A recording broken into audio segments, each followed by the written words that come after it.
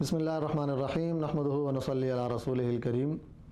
پاکستان میں banking sector میں دو مختلف نظام چل رہے ہیں، ایک کو کنونشنل بینکنگ اور دوسرے کو ربا فری بینکنگ یا اسلامک بینکنگ کہا جاتا ہے۔ بینکنگ آپریشنز کا ایک اہم پہلو ڈپازٹ سائیڈ ہے، جس میں پبلک سے فنڈز لینے کی مختلف صورتیں ہوتی ہیں۔ ڈپازٹ سائیڈ میں بینک دو طرح کے اکاؤنٹ کھولتے ہیں، ایک کو کرنٹ اکاؤنٹ اور دوسرے کو سیونگ اکاؤنٹ کہا جاتا ہے۔ آج کے سیشن میں ہم صرف کرنٹ اکاؤنٹ پر بات کریں گے اور کنونشنل بینکنگ اور اسلامک بینکنگ کے کرنٹ اکاؤنٹ میں فرق ذکر کریں گے۔ سب سے پہلے ہم کرنٹ اکاؤنٹ میں ڈپازیٹر اور بینک کے درمیان ہونے والے معاہدے کو دیکھتے ہیں۔ کنونشنل بینک ہو یا اسلامک بینک، دونوں کے کرنٹ اکاؤنٹ میں ڈپازیٹر جو رقم جمع کراتے ہیں اس کی شرعی حیثیت قرض کی ہے۔ اس کا مطلب یہ ہے کہ ڈپازیٹر اپنی اس رقم پر کوئی پروفٹ یا گین نہیں چاہتا، بلکہ وہ اس رقم کو محفوظ رکھنا چاہتا ہے۔ بینک اس کی رقم کو محفوظ رکھے گا اور جب بھی وہ اپنی رقم واپس لینا چاہے گا بینک اس کو ادا کر دے گا۔ دوسری بات کرنٹ اکاؤنٹ میں موجود رقم کے استعمال سے متعلق ہے۔ اسلامک بینک کرنٹ اکاؤنٹ میں آنے والے فنڈز کو شریعہ کمپلائنس ڈپارٹمنٹ اور شریعہ بورڈ کی نگرانی میں شرعی حدود کی رعایت رکھتے ہوئے استعمال کرتا ہے، اور کسٹمر کو اس بات کا اطمینان ہوتا ہے کہ اس کا پیسہ شریعہ کمپلائنٹ ایکٹیویٹیز میں استعمال ہو رہا ہے۔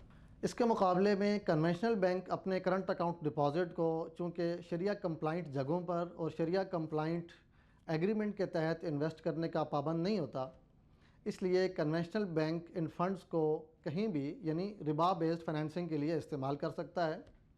اس طرح کنونشنل بینک کا کرنٹ اکاؤنٹ ہولڈر اگرچہ براہ راست تو انٹرسٹ ریسیو نہیں کرتا، لیکن وہ انٹرسٹ بیسڈ نظام کا معاون ضرور بنتا ہے۔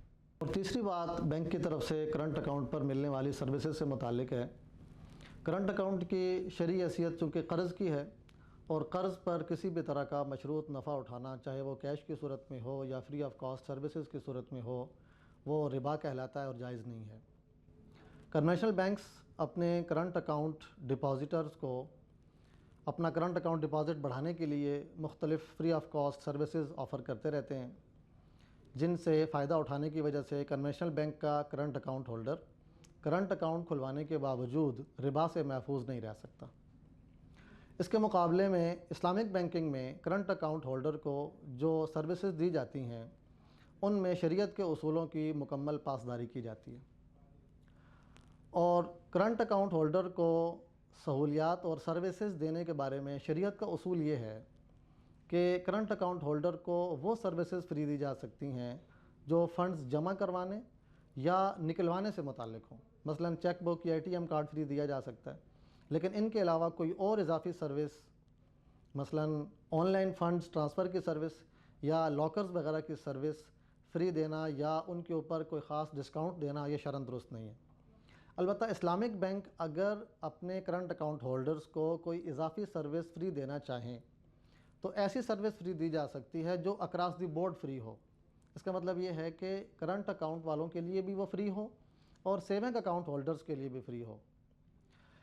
اس صورت میں اس فری سروس کی شرعی حیثیت یہ ہوگی کہ بینک اپنے تعلق والے تمام اکاؤنٹ ہولڈرز کو، چاہے وہ کرنٹ اکاؤنٹ ہولڈرز ہوں یا سیونگ اکاؤنٹ ہولڈرز ہوں، محض اپنے تعلق کی بنیاد پر ایک فری سروس دے رہا ہے، جس کی حیثیت تبرع کی ہو سکتی ہے، جس کی حیثیت گفٹ کی ہو سکتی ہے۔ تو ایسی سروس اپنے کرنٹ اکاؤنٹ ہولڈر کو بھی فری دی جا سکتی ہے، اس میں کوئی مضائقہ نہیں ہے۔ مثال کے طور پر bank online funds transfer کی سروس اپنے کرنٹ اکاؤنٹ ہولڈر کو اگر فری دینا چاہتا ہے تو یہ تب فری دینا ممکن ہے جب وہی سروس سیونگ اکاؤنٹ ہولڈر کو بھی فری دی جا رہی ہو۔ تو لہٰذا اگر کرنٹ اکاؤنٹ ہولڈر کو کوئی ایسی سروس فری دی جا رہی ہے جو کہ اکراس دی بورڈ فری ہے، تو کرنٹ اکاؤنٹ ہولڈر ایسی فری سروس سے فائدہ اٹھا سکتا ہے، اس میں شرعاً کوئی مضائقہ نہیں ہے۔ اللہ تبارک و تعالیٰ سے دعا ہے کہ بینکنگ سیکٹر ہو یا نان بینکنگ سیکٹر، اللہ تبارک و تعالیٰ نظام معیشت کو سود سے پاک کرنے اور معاملات میں احیاء دین کی محنت کے لیے ہم سب کو قبول فرمائے۔ جزاکم اللہ خیرا۔